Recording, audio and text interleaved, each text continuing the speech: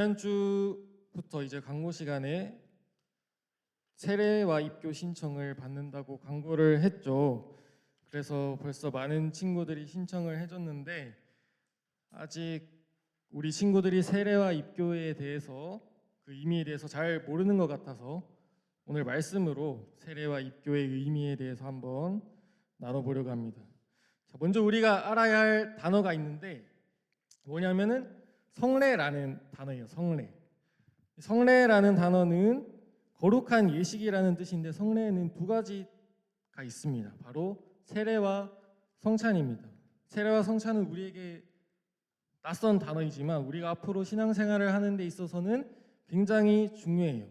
전도사님이 친구들이랑 같이 10주 동안 제자 훈련을 했는데 그 제자 훈련을 뭘로 했냐면 74개로 구성된 질문과 답을 가지고 교리 공부를 했어요. 하나님은 누구고 예수님은 누구고 성령님은 누구고 뭐 구원은 무엇인지 우리는 어떻게 기도를 해야 되는지 이런 내용을 배웠는데 그 74개의 문답 중에서 13개가 성례에 대한 내용이었습니다. 세례와 성찬에 대한 내용이 74개 중에서 13개나 있었어요. 그만큼 세례와 성찬이 중요하다는 거죠. 자, 여러분 아마 전도사님이 예상하기로는 지난주에 집에 돌아가서 부모님이 우리 친구들한테 너 입교 안 받을래? 세례 안 받을래? 했을 텐데 여러분이 아마 잘 몰라서 부모님에게 받기 싫어 이러했을 수도 있고 한데 오늘 말씀을 통해서 세례의 의미를 잘 알았으면 좋겠습니다. 자, 먼저 오늘 우리가 읽은 골로새서 2장 12절 말씀을 다시 한번 읽어보겠습니다. 시작. 너희가 세례로 그리스도와 함께 장사되고 또 죽은 자들 가운데서 그를 일으키신 하나님의 역사를 믿음으로 말미암아 그 안에서 함께 일으키심을 받았느니라. 아멘. 자, 말씀이 좀 어렵죠. 그래서 세번역 성경으로 다시 한번 읽어보겠습니다. 시작. 여러분은 세례로 그리스도와 함께 묻혔고 또한 그분을 죽은 사람들 가운데서 살리신 하나님의 능력을 믿는 믿음으로 그리스도 안에서 그리스도와 함께 살아났습니다. 아멘. 자, 여기서 세례가 무엇인지는 처음이랑 끝만 연결해서 생각하면 돼요. 세례는 뭐냐면 그리스도와 함께 죽고 그리스도와 함께 살아나는 것입니다. 이 세례라는 단어의 원래의 의미는 물에 잠기다라는 뜻이 있는데 자, 세례의 의미를 생각할 때 우리가 물놀이를 할 때를 잘 생각을 해보면 됩니다. 우리가 여름 수련회를 갈 때마다 물놀이를 꼭 하죠.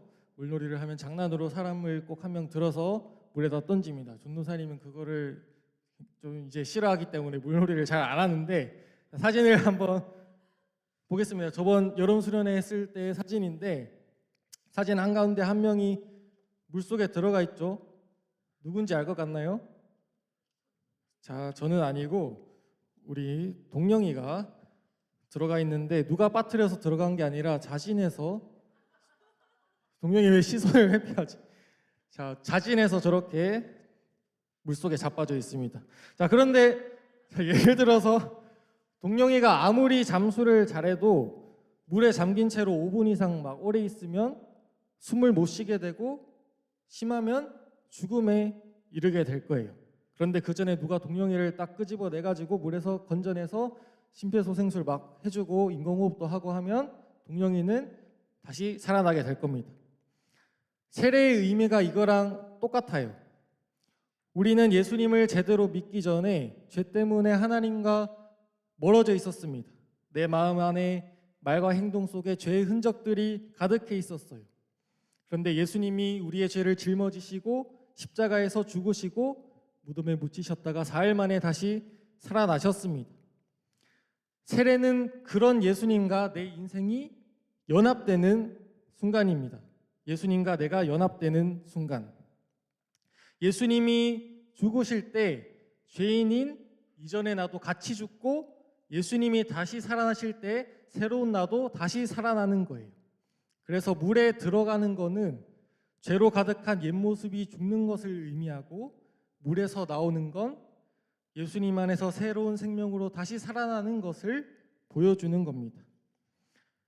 그래서 지금도 어떤 교회에서는 세례를 할 때 사람의 온몸이 물속에 잠기게 해서 했다가 그렇게 해서 다시 나오는 방법을 사용을 합니다. 이걸 침례라고 하는데, 이렇게 하는 이유는 물속에 완전히 들어갔다가 나오는 모습이 예수님과 함께 죽고 살아난다는 의미를 잘 보여주기 때문이에요. 그런데 우리 교회는 편의를 위해서 또 우리 교회의 전통에 따라서 어떻게 하죠? 목사님이 손에 물을 묻혀서 사람의 머리 이렇게 뿌리는 방식으로 세례를 줍니다. 그런데 중요한 거는 뭐 물을 머리에 뿌리느냐 아니면은 뭐 욕조에 몸이 다 들어가느냐, 이게 중요한 게 아니라 세례의 의미가 중요한 겁니다. 세례의 의미. 자, 우리 친구들에게 이런 질문이 있을 수도 있어요.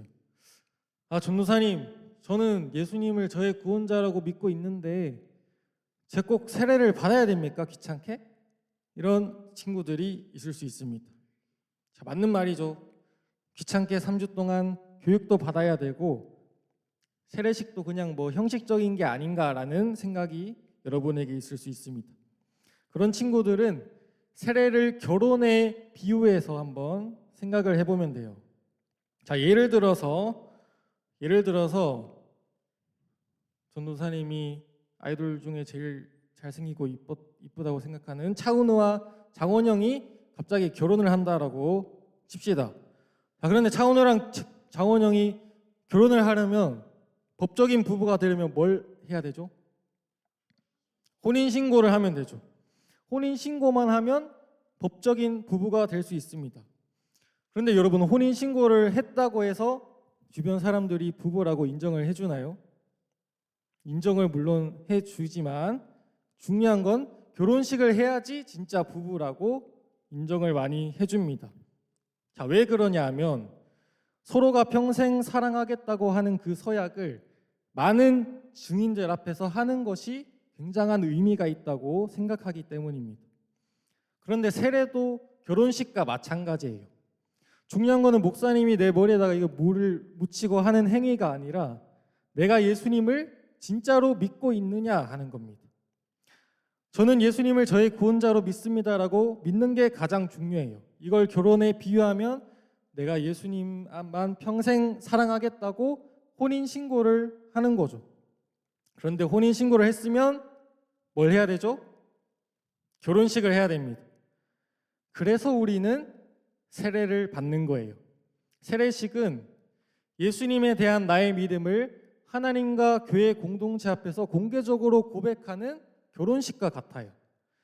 자, 그러면 만약에 예수님을 나의 구원자로 믿지 못하고 있는데 세례를 받으면 어떻게 될까요?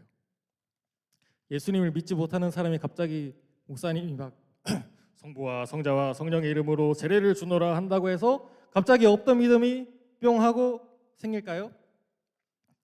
자, 물론 그렇게 될 수도 있지만 그렇게 다 되는 것은 아닙니다. 막장 드라마를 보면 상대방을 진짜로 사랑하지 않아도 막 결혼식은 막 할 수 있는 것처럼, 계약 결혼처럼 할 수 있는 것처럼 그 사람들이 결혼식을 한다고 해서 갑자기 없던 사랑의 마음이 생겨나는 것은 아니죠. 그거랑 똑같은 거예요. 그런데 전도사님이 아무리 이렇게 말을 해도 여러분에게 세례가 귀찮게 여겨질 수 있습니다. 그런데 여러분, 세례는 여러분을 괴롭히려고 만든 게 아니에요. 세례를 명령한 거는 목사님도 아니고 교회도 아니고 명령하신 분은 예수님입니다. 예수님의 사역의 시작과 끝에 세례가 있었어요. 예수님이 공생애를 시작하실 때 세례 요한에게 세례를 받으심으로 공생애를 시작하셨죠. 그리고 십자가에 달리고 부활하셔서 승천하시기 전에 제자들에게 마지막으로 부탁을 하시는데 이런 부탁을 하십니다. 마태복음 28장 19절 말씀을 함께 읽습니다. 시작. 그러므로 너희는 가서 모든 민족을 제자로 삼아 아버지와 아들과 성령의 이름으로 세례를 베풀고. 아멘. 예수님이 이제 하늘로 올라가기 전인데 제자들을 다 모아놓고 무슨 부탁을 하시냐면 너희가 모든 민족을 제자로 삼아서 그들에게 세례를 베풀라고 명령을 하셨어요. 예수님이 세례를 명령하셨기 때문에 세례를 받는 것은 굉장히 중요합니다.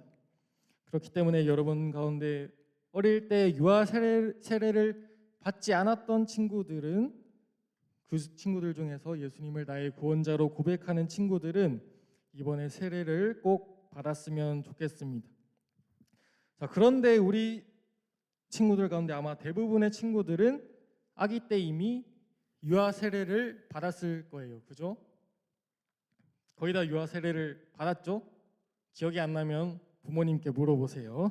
자, 기억이 나는 친구들은 없겠지만 부모님들이 여러분 아기 때 여러분을 안고 목사님 앞에 가서 유아 세례를 다 받았을 겁니다. 이 유아 세례에는 세 가지의 의미가 있어요. 첫 번째로 유아 세례는 아무 말을 못하는 유아도 하나님께 사랑받는 자녀라는 것을 나타내주고, 두 번째로 유아 세례는 유아도 예수님과 함께 죽고 살아난 존재라는 것을 알려주고, 세 번째로 유아 세례는 유아도 교회 공동체에 포함된다라는 것을 알려줍니다. 자, 그런데 여러분, 유아들이 자신들의 입으로 예수님은 나의 구원자입니다라고 고백을 할 수 있나요? 애기들이 막 옹알이 막 하면서 응애 하다가 갑자기 예수님은 나의 구원자입니다라고 고백을 할 수 있나요? 고백을 못 하죠. 그래서 유아는 믿음을 스스로 고백할 수 없기 때문에 부모님의 믿음의 근거에서 세례를 받게 됩니다. 부모님이 자녀를 제가 잘 책임지고 하나님의 말씀대로 잘 기르겠습니다라고 서약을 하시는데, 그 문답 중에서 이런 문항이 있습니다. 자녀는 나의 소유가 아님을 인정하고 하나님을 대리하여 또한 하나님의 도움에 의지하여 자녀 스스로 예수를 구주로 믿고 고백할 때까지 신앙으로 양육할 것을 약속합니까? 라고 목사님이 물으시면 이제 부모님이 여러분을 안고 네, 약속합니다 라고 다 서약을 했습니다. 이 아이는 저의 것이 아니라 하나님의 것입니다. 이 아이 스스로 예수님을 구원자로 믿고 고백할 때까지 제가 말씀으로 잘 양육하겠습니다라고 여러분의 부모님들이 고백을 하신 거예요. 여러분은 아무것도 모르는 아기였기 때문에 그냥 울기만 하고 가만히 있었겠지만, 그랬던 여러분이 부모님과 교회의 가르침 아래서 자라나서 이제는 여러분 스스로 주체적인 선택을 할 수 있는 나이가 되었습니다. 그래서 부모님의 신앙 고백으로 유아 세례를 받았던 사람이 청소년이 되어서 교회와 성도님들 앞에서 자신의 입술로 자신의 믿음을 고백하는 게 바로 입교입니다. 입교. 유아 때는 내가 이해하지 못했던 세례의 의미를 되새기면서 저는 예수님과 함께 죽고 예수님과 함께 살아난 사람입니다라고 고백하는 게 입교예요. 그러니까 입교도 굉장히 중요한 예식입니다. 우리 친구들 중에서 유아 세례를 받았던 친구들 중에서 나는 예수님을 나의 구원자로 고백합니다라는 친구들은 이 입교를 꼭 받았으면 좋겠어요. 아무튼 여러분이 세례를 받거나 입교를 받거나 중요한 것은 무엇이냐면 여러분의 입술로 자신의 믿음을 고백하는 겁니다. 그러면 우리는 무엇을 고백해야 되냐? 우리가 아까 살펴본 골로새서 2장 12절 말씀 그대로를 고백하면 됩니다. 나는 예수님과 함께 죽고 예수님과 함께 살아난 사람입니다 라고 고백을 하면 돼요. 자, 이 말이 무슨 뜻이냐면 예수님이 십자가에서 죽으실 때 내 죄도 같이 죽었고 예수님이 부활하실 때 나도 하나님의 자녀로 새롭게 다시 태어났다라는 뜻입니다. 나는 그냥 교회 다니는 학생입니다가 아니라 나는 예수님의 십자가와 부활에 동참하는 예수님의 제자입니다라고 고백을 하는 거예요. 여러분의 나이는 이 믿음을 고백하기에 절대로 적지 않습니다. 성경만 봐도 그래요. 성경 속 두 명의 인물만 우리가 함께 살펴보겠습니다. 첫 번째 인물은 바로 사무엘이에요. 사무엘. 여러분, 사무엘은 여러분이 잘 알고 있죠? 사무엘의 어머니 한나가 임신을 못하고 있었는데 하나님께 열심히 기도해서 사무엘을 갖게 되었습니다. 이 사무엘이 태어나고 나서 어머니였던 한나는 이 아이의 평생을 하나님께 드리겠습니다라고 하면서 사무엘을 성소에서 평생 섬기는 사람으로 하나님께 바치죠. 우리가 유아 세례를 받은 것처럼 사무엘도 부모님의 믿음과 서약 속에서 그렇게 자라났던 겁니다. 그렇게 사무엘이 자라나서 12살이 되었을 때 하나님이 사무엘아 사무엘아 하시면서 사무엘을 부르십니다. 그래서 사무엘이 이렇게 대답을 하죠. 말씀하옵소서 주의 종이 듣겠습니다라고 대답을 합니다. 그동안은 부모님의 믿음 아래에서 자라났던 사무엘이 처음으로 하나님을 만나게 된 순간이었습니다. 그때 사무엘의 나이는 고작 12살이었습니다. 12살. 자, 두 번째 인물은 요시야입니다. 요시야. 우리가 역대하 묵상할 때 살펴봤던 요시야 왕. 이 요시야 왕은 남유다의 16대 왕이었어요. 그런데 8살이라는 어린 나이에 왕위에 올랐습니다. 요시야는 사실 좋은 집안에서 태어나지 못했어요. 좋은 집안에서 태어나지 못했습니다. 요시야의 할아버지였던 므낫세 왕과 아버지였던 아몬 왕은 극심한 우상 숭배를 하면서 하나님을 떠나 있었습니다. 그러니까 요시야는 좋은 믿음의 가정에서 태어난 게 전혀 아니죠. 오히려 불신자의 가정에서 태어났다고도 볼 수 있습니다. 그런데 역대하 34장 3절에 보면 이렇게 말을 하고 있어요. 아직도 어렸을 때 곧 왕이 있은 지 8년에 그의 조상 다윗의 하나님을 비로소 찾고라고 합니다. 요시야가 8살 때 왕이 되었으니까 왕이 있은 지 8년이 되었으면 몇 살이죠? 16살, 그죠? 16살. 성경에서도 말합니다. 아직도 어렸을 때였는데 16살 때 요시야는 하나님을 찾기 시작했고 이제는 내가 직접 하나님을 알고 싶다라고 결심을 했습니다. 세례는 사무엘처럼 부모님의 믿음 안에서 잘 자란 내가 나의 입술로 믿음을 고백하는 것이고, 입교는 요시야처럼 어릴 때는 내가 하나님을 몰랐지만 자라나서 나의 입술로 나의 믿음을 고백하는 것입니다. 그러니까 여러분이 세례를 받든지 입교를 받든지 중요한 것은 내 입술로 내 믿음을 고백하는 거예요.